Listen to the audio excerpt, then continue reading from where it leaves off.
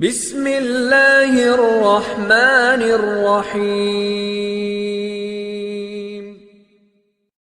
حضرت ابو ہریرہ رضی اللہ تعالی عنہ سے روایت ہے کہ تاجدار ختم نبوت صلی اللہ تعالی علیہ وسلم نے ارشاد فرمایا، اس ذات کی قسم جس کے قبضہ قدرت میں میری جان ہے، تم میں سے کوئی مومن نہیں جب تک میں اس کے نزدیک باپ اور اولاد سے زیادہ محبوب نہ ہو جاؤں۔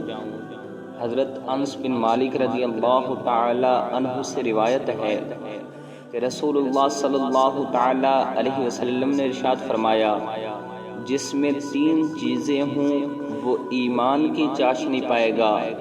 جس کو اللہ اور رسول ساری دنیا سے پیارے ہوں اور کسی سے محبت کرے تو صرف اللہ ہی کے لیے کرے، جو مسلمان ہونے کے بعد کفر میں لوٹے اس کو اس طرح نہ پسند کرے جیسے آگ میں ڈالے جانے کو۔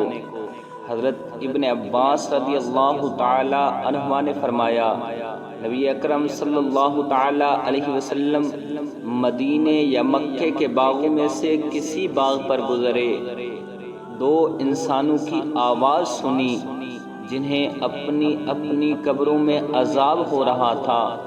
اس پر تاجدار ختم نبوت صلی اللہ تعالی علیہ وسلم نے فرمایا، ان پر عذاب ہو رہا ہے، حالانکہ کسی بڑے گناہ پر عذاب نہیں ہو رہا۔